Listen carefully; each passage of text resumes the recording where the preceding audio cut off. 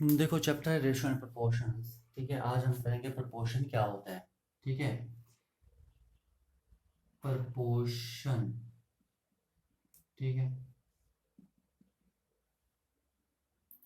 देखो अगर आपके पास कोई फोर नॉन जीरो क्वांटिटीज हैं, फोर नॉन जीरो क्वांटिटीज, ठीक है, जैसे कि A comma B comma C and D are four non zero quantities मैंने मान ली। हम कहेंगे कि ये प्रोपोर्शन में हैं इफ, कब, जब ए रेशो बी किसके इक्वल होगा, सी रेशो डी के इक्वल होगा। Four non zero quantities A B C and D, ठीक है, are said to be in proportion if A ratio B is equal to C ratio D. जब A ratio B और किसके equal होगा, C ratio D के equal होगा, तब हम कहेंगे कि ये जो है क्वांटिटीज क्या है, प्रोपोर्शन में है। ठीक है, ये है हमारे पास प्रोपोर्शन की डेफिनेशन। ओके, अब देखो इसे हम ऐसे भी लिखते हैं। ठीक है, ऐसे भी लिखते हैं। ओके, इसका मतलब होता है A ratio B is equal to, इसका मतलब है is equal to C ratio D. ठीक है, अब यहाँ पर कुछ बातें जो आपने याद रखनी है, ध्यान में रखना है। ठीक है, देखो ये जो मेरे पास ए बी सी डी है, ए को हम बोलते हैं यहाँ पर फर्स्ट टर्म। ठीक है, बी होती है हमारे पास सेकंड टर्म, सी को हम बोलते हैं थर्ड टर्म एंड डी को हम बोलते हैं फोर्थ टर्म। ये चीजें याद रखना, ये बहुत यूज होंगी क्वेश्चंस में। ठीक है, एक बार फिर सुन लो। फोर नॉन जीरो क्वांटिटीज हैं हमारे पास A B C and D. हम कहेंगे कि ये प्रोपोर्शन में है if A ratio B is equal to C ratio D होगा। ठीक है, ए को first term, B second, C को हम थर्ड टर्म और डी को फोर्थ टर्म बोलते हैं।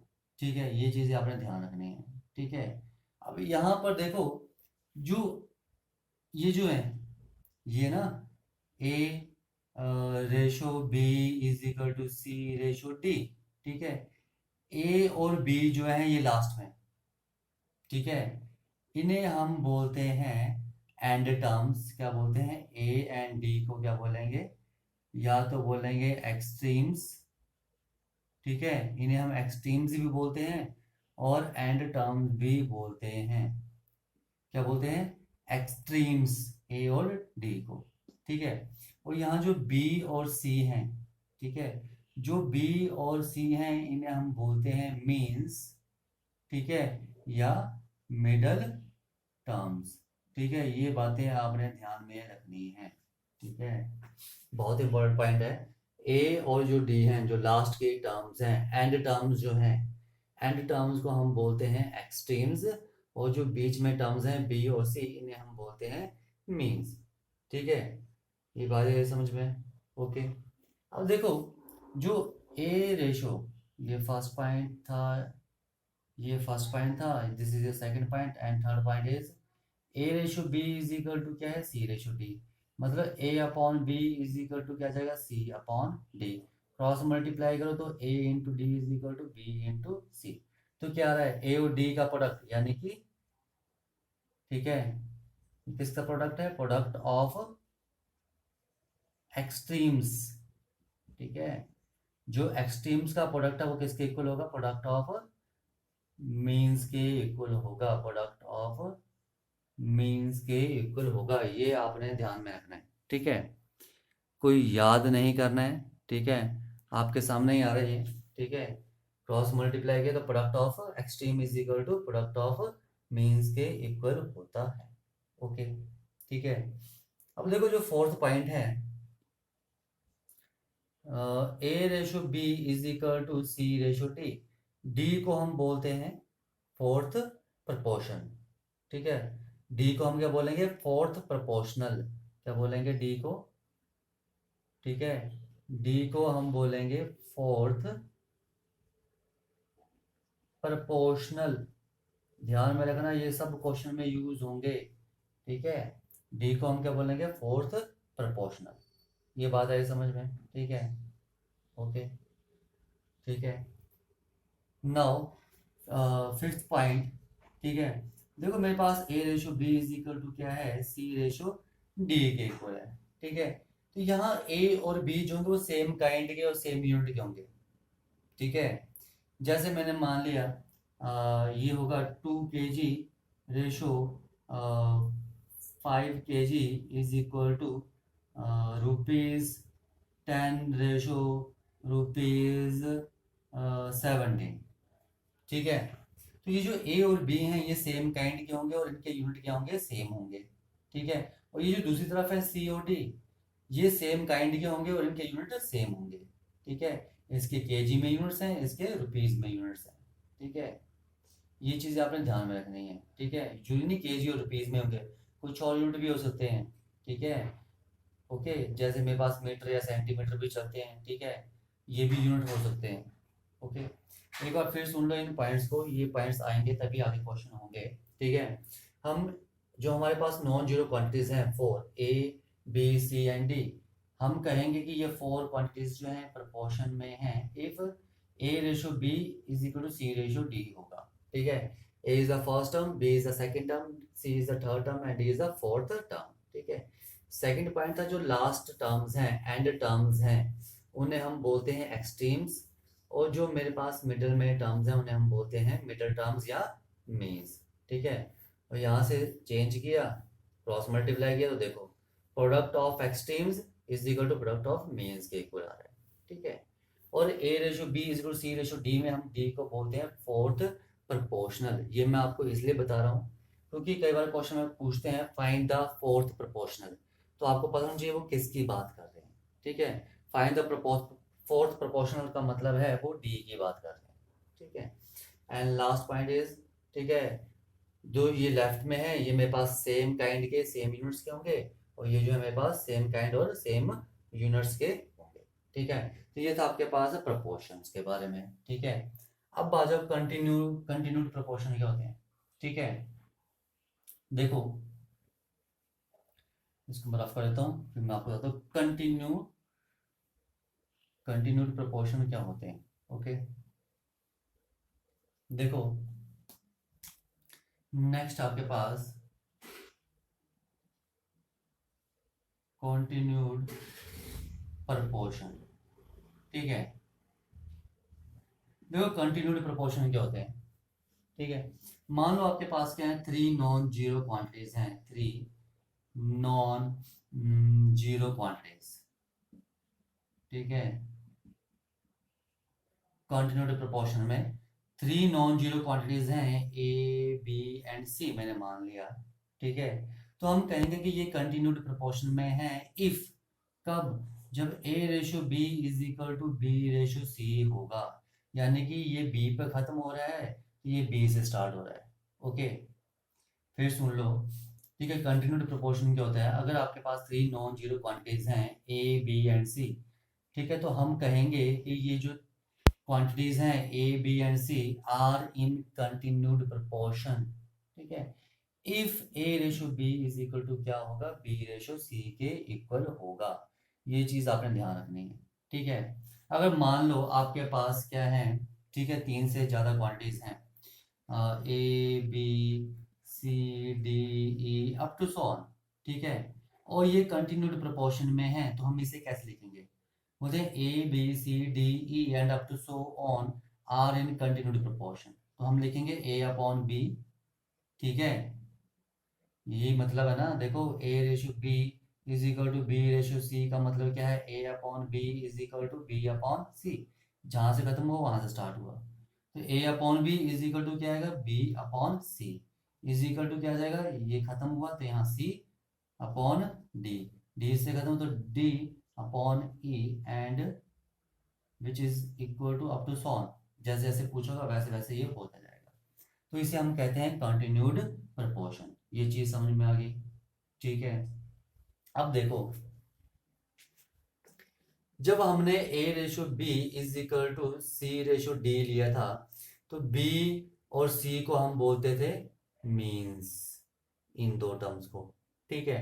अब मेरे पास क्या है, कंटिन्यूड प्रोपोर्शन में a ratio b ratio c है, ठीक है, मतलब sorry a ratio b ratio नहीं is equal to B ratio C है, तो A upon B is equal to क्या है, बी अपॉन सी, यही था।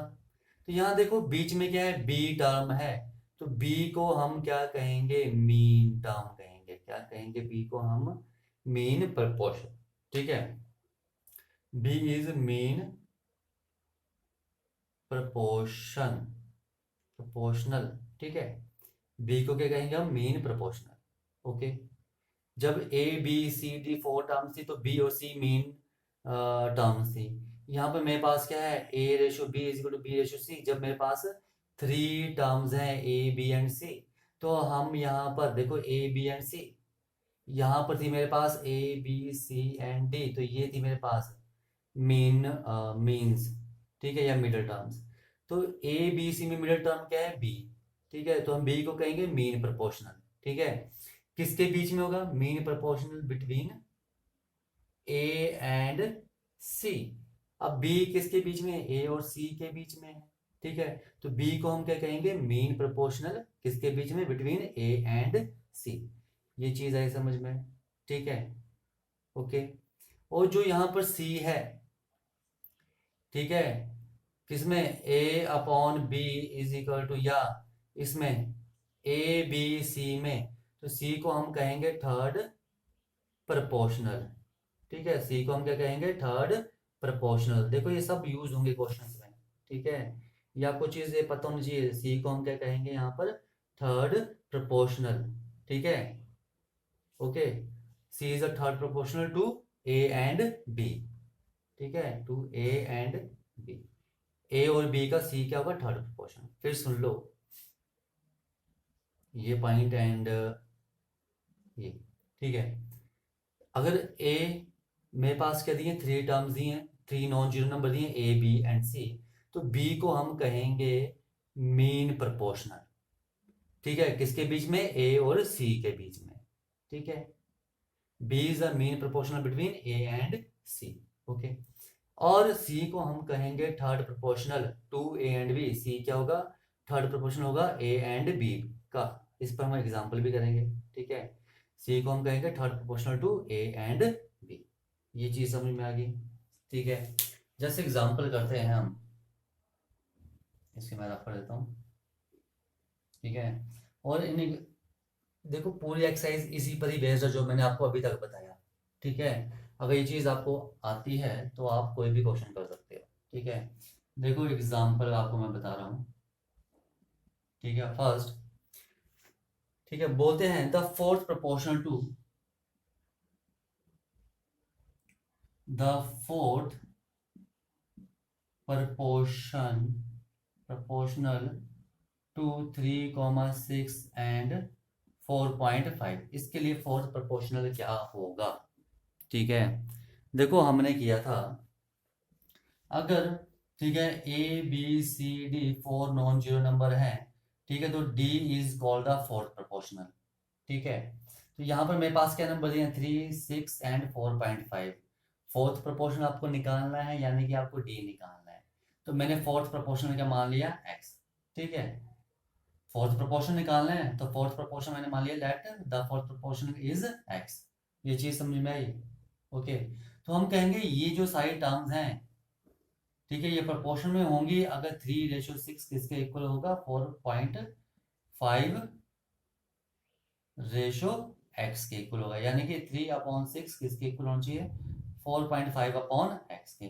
क्रॉस मल्टीप्लाई कर लो, x यहाँ आ गया, एंड 4.5 इंटू 6/3, 1.5, ठीक है। तो मेरे पास यहाँ से x की वैल्यू क्या आ गई, इज इक्वल टू 9, ठीक है। तो x की वैल्यू 9 आ रही है, इसका मतलब फोर्थ प्रोपोर्शनल क्या होगा, 9 होगा। ये चीज आ गई समझ में, ठीक है। आ जाओ सेकंड एग्जांपल करते हैं हम, ठीक है। बोलते हैं द मीन प्रोपोर्शन बिटवीन, ठीक है। क्या करना है आपने, find mean proportion, find mean proportional between 6.25 and 0.16, ठीक है। 6.25 और इसके बीच में मीन प्रोपोर्शन निकालना है, ठीक है। हमने किया था अगर A B and C are three non zero numbers, then B is the mean proportion between these two. ठीक है, तो मैंने मान लिया, ठीक है, बी क्या होता था, मीन प्रोपोर्शन होता है बिटवीन ए एंड सी, तो यहाँ लिखा mean proportion between these two number. यहाँ पर बी क्या था, mean proportion between A and C. और आपको यहाँ मीन प्रोपोर्शन निकालना है 6.25 एंड 0.16 के। ठीक है, तो ये क्या है, मेरे पास ए है, ये क्या है, सी, तो मुझे बी मानना पड़ेगा। बी क्या होगा, मैंने मान लिया एक्स, तो क्या आ जाएगा 6.25 एक्स एंड 0.16 आर क्या हो जाएंगे, 3 नंबर्स हो जाएंगे। ओके, ये चीज आई समझ में। मीन प्रोपोर्शन की बात करें तो मीन प्रोपोर्शन क्या होता है, जो बीच में होता है, तो एक्स क्या जाएगा, मीन प्रोपोर्शन। तो इसे हम क्या लिखेंगे, 6.25 upon x is equal to x upon 0.16, ऐसे ही आएगा। तो कैसे लिखेंगे, 6.25 ratio x is equal to x ratio 0.16, ऐसे लिखेंगे। और जिसका मतलब क्या है, ये कर लो तो क्या जाएगा, 6.25 into 0.16 is equal to x के, यानी कि 625 upon 100 into 16 upon 100 is equal to x के, 25 एंड 4 एंड दिस इज 4। ठीक है, एंड 25 4 एंड ये 1, तो एक्स स्क्वायर की वैल्यू आ रही है 1। इसका मतलब है दैट इम्प्लाइज एक्स की वैल्यू क्या आ जाएगी मेरे पास, 1। तो मीन प्रपोर्शन क्या आ जाएगा इसका, 1 आ जाएगा। ये चीज आई समझ में। ठीक है, ओके, ठीक है, आ जाओ नेक्स्ट एग्जांपल कर लेते हैं एक और। ठीक है, फिर जो हमने किया था वो सारा ही कवर हो जाएगा इसमें। ठीक है, देखो बोलते हैं कि फाइंड द थर्ड प्रोपोर्शन। ठीक है, आपने थर्ड प्रोपोर्शन निकालना है। फाइंड, ये मेरे पास आ गया, चलो example, find the third proportional. ठीक है, थर्ड प्रोपोर्शनल टू 1.2 एंड 1.8। ठीक है, अब आपने इसका क्या करना है, थर्ड प्रोपोर्शन निकालना है। ठीक है, तो देखो थर्ड प्रोपोर्शन में क्या आ जाएगा, ए बी एंड सी, अगर मेरे पास 3 नंबर्स थे, ठीक है, तो हम सी को बोलते थे थर्ड प्रोपोर्शनल, अभी बताया था मैंने आपको। ठीक है, तो यहाँ पर मेरे पास 1.2 और 1.8 दो नंबर्स दिए हैं, तो थर्ड प्रोपोर्शनल क्या होगा, मैंने मान लिया थर्ड प्रोपोर्शनल क्या आएगा, एक्स आएगा। ये चीज आई समझ में, थर्ड प्रोपोर्शनल क्या आएगा इसका, एक्स आएगा। ओके, इतना ठीक है। बोलते हैं find the third proportion, third proportion निकालना है, तो हमने किया था कि ए बी सी अगर 3 नंबर्स हैं तो सी को हम थर्ड प्रोपोर्शन बोलते हैं। ठीक है, और एक बात ध्यान रखना, जब भी मेरे पास ये 3 नंबर आ रहे हैं, इसका मतलब ये क्या है, कंटिन्यूड प्रोपोर्शन में है। ए बी सी 3 नंबर आ रहे हैं तो ये क्या है, कंटिन्यूड प्रोपोर्शन में है। ठीक है, ये हमेशा कंटिन्यूड प्रोपोर्शन में होंगे। थर्ड प्रोपोर्शन निकालना है। ठीक है, तो ये मेरे पास क्या हो जाएंगे, आर इन कंटिन्यूड प्रोपोर्शन। ठीक है, ये कंटिन्यूड प्रोपोर्शन में होंगे, इसका मतलब 1.2 ratio 1.8 is equal to 1.8 ratio x के इक्वल होगा, यानी कि 1.2 upon 1.8 is equal to 1.8 upon x. तो एक्स की वैल्यू क्या आ जाएगी, क्रॉस मल्टीप्लाई कर लो, 1.8 इंटू 1.8 डिवाइड बाय 1.2। ठीक है, and x is equal to क्या आ जाएगा, 18 इंटू 18 अपॉन 10 इंटू 10 एंड 12 का 10 अपॉन 12। ठीक है, ये आ जाएगा 6 2 ज़ा 6 3 2 9, तो डैट इम्प्लाइज एक्स की वैल्यू क्या आ जाएगी मेरे पास, 27 upon 10 which is equal to 2.7। ठीक है, तो एक्स की वैल्यू क्या आ रही है मेरे पास यहाँ पर, 2.7। ये चीज़ आए समझ में। ठीक है, कि हम फोर्थ प्रोपोर्शनल कैसे निकालते हैं, मीन प्रोपोर्शनल कैसे निकालते हैं एंड थर्ड प्रोपोर्शनल कैसे निकालते हैं, इन्हीं का ही यूज होगा। ठीक है, तो ये चीज़ आपने ध्यान रखनी है। ओके, एक दो एग्जांपल करते हैं और जिससे आपको और क्लियर हो जाएगा। देखो आपके पास क्या है, बोलते हैं A2 10 एंड B। A2 10 और B जो है आर कंटिन्यूड प्रोपोर्शंस। देखो कंटिन्यूड प्रोपोर्शंस हैं और आपने A और B की वैल्यू निकालनी है। क्या है ये, continued, continued are in continued proportions. ठीक है। अब देखो ये अगर कंटिन्यूड प्रोपोर्शंस में, तो इसका मतलब क्या हुआ, A/2 इज इक्वल टू 2 से स्टार्ट, 2/10 इज इक्वल टू 10 से स्टार्ट, 10/B, ये आपस में इक्वल होंगे, ये इसका मतलब है। A/2, ठीक है, is equal to 2/10 is equal to 10/B। A/2, ये दोनों इकट्ठे, फिर ये दोनों, फिर ये दोनों। A/2 is equal to 2/10 is equal to 10/B। यहाँ से सॉल्व करना है, ठीक है। तो क्या आ जाएगा, A/2 is equal to 2/10 and 2/10 is equal to 10/B लिख सकता हूँ, क्योंकि मुझे A और B की वैल्यू निकालनी है। तो मैं ये दो इकट्ठे लूंगा एट अ टाइम और ये दो इकट्ठे लूंगा, ठीक है।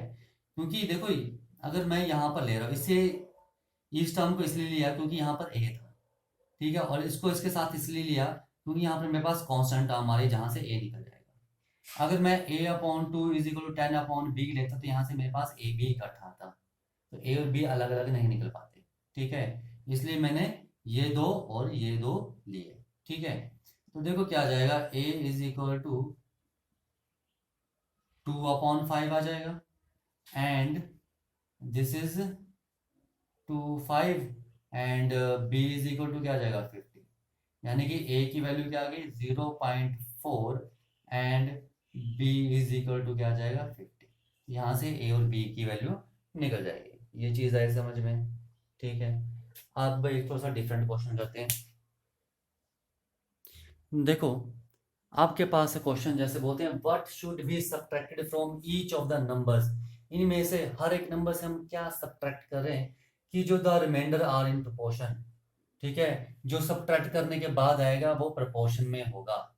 ये बोल रहे हैं, ठीक है, कि 23, 30, 57 और 78 में से सब्ट्रैक्ट करना है कुछ, ठीक है।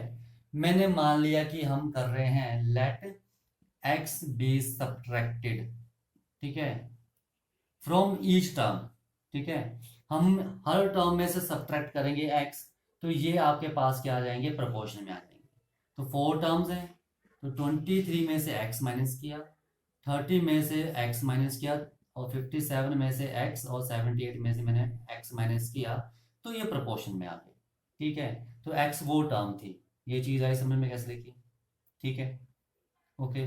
अब देखो यहाँ से क्या आ जाएगा, ये है ना, देखो 23 में से x माइनस किया, रेशो 30 में से x माइनस किया, इज इक्वल टू क्या हो जाएगा 57 minus x ratio 78 minus x, ठीक है। तो x मैंने हर टर्म से माइनस किया है, तो जो रिमाइंडर ये जो बचा माइनस करके क्या बचा 23 माइनस एक्स, मतलब रिमाइंडर ही बचा, ठीक है। तो ये जो है वो मेरे पास प्रोपोर्शन में होंगे। ये क्वेश्चन में बात की गई। इसे सॉल्व कर लो, क्या आ जाएगा 23 minus x into 78 minus x is equal to 57 minus x into 30 minus x, ठीक है। तो ये क्या आ जाएगा 23 into 78, 23 into 78 minus 23x minus 78x plus x square is equal to 57 into 30 minus 57x minus 30x plus x square, तो x square से x square cut गया, ठीक है। इन्हें मल्टीप्लाई कर लो, ठीक है। तो मल्टीप्लाई करने पर क्या आएगा 78 इंटू 23,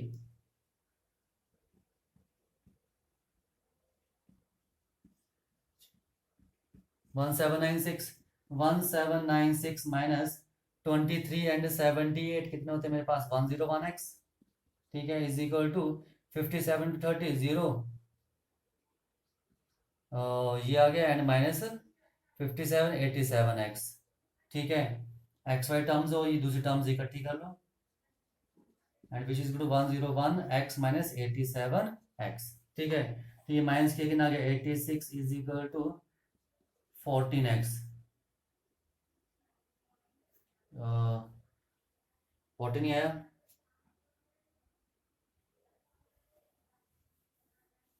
ये ठीक है, मैंने मल्टीप्लाई, ये 6 कहाँ से आ गया, ये तो 4 है, ठीक है, ये 4, ये 4, थोड़ी बार कैलकुलेशन में करने में थोड़ी गलती हो जाती है, 14 6 जा, ठीक है, that implies x is equal to कितना आ गया 6, तो एक्स की वैल्यू 6 आ रही है। अगर हम 6 हर टर्म में से सब्ट्रैक्ट करेंगे, ठीक है, तो जो मेरे पास टर्म्स बचेंगी, ठीक है, वो मेरे पास क्या होंगी, प्रपोर्शन में होंगी। ये बात आई समझ में?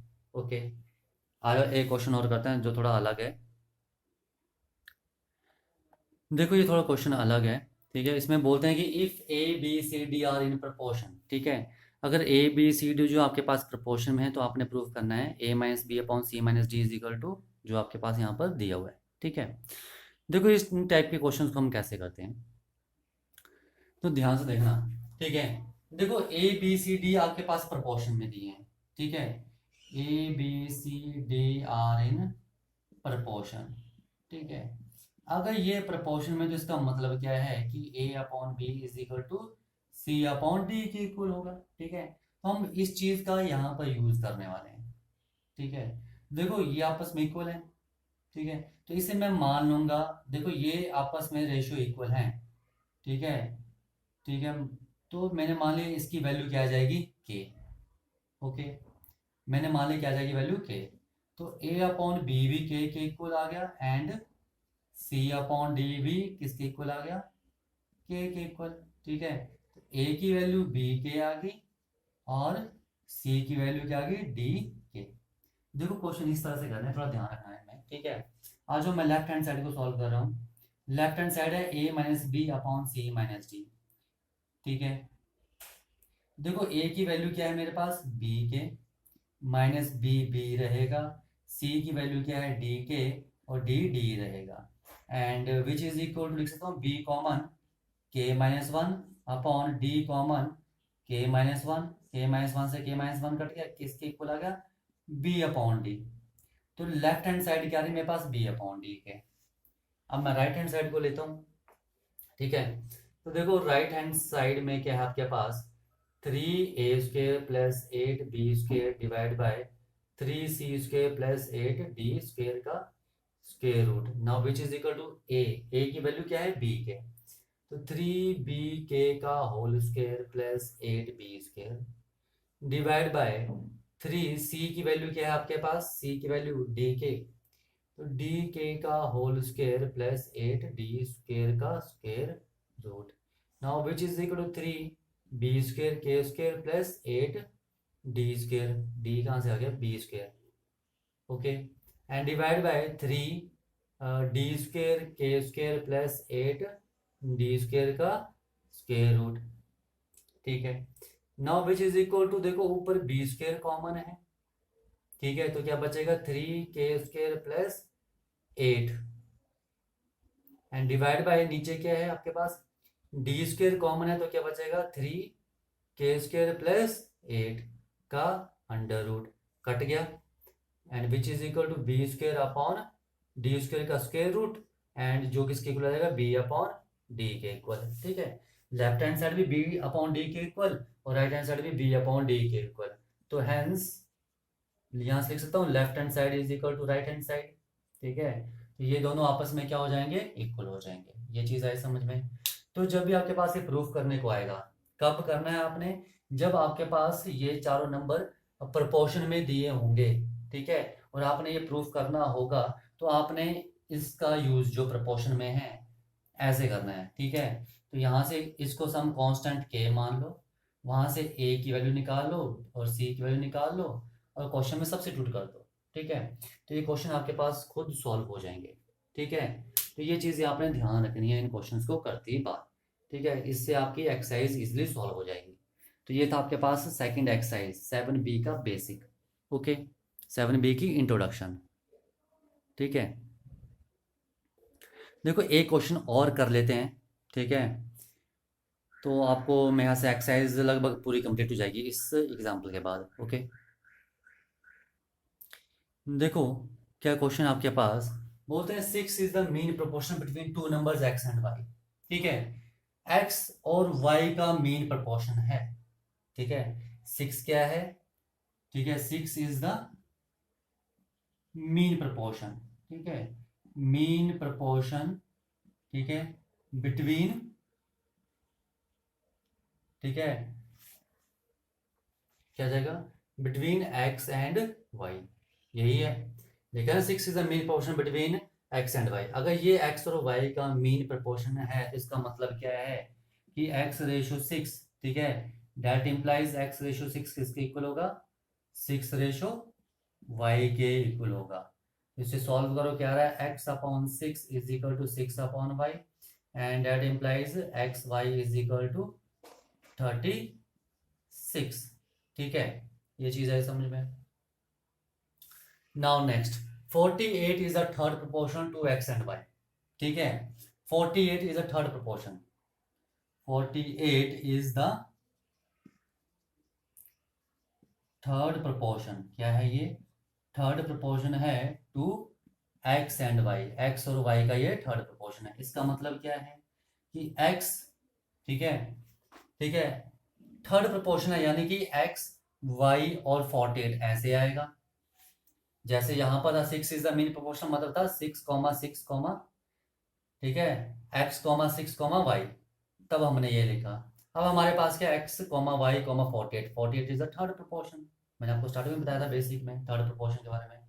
ये क्या जाएगा, x ratio y is equal to y ratio 48, ठीक है, तो यानी कि क्या जाएगा आपके पास, x upon y is equal to y upon 48, ये चीज समझ में आई, ठीक है, तो वाई स्क्वेयर क्या आ गया आपके पास, 48x, ये आ गया। अब आपने इस इक्वेशन और इस इक्वेशन का यूज करके x और y निकालना है, ठीक है, आ जाओ कैसे करेंगे यूज, ठीक है, कौन कौन सी टू इक्वेशंस हैं, x y is equal to 36 and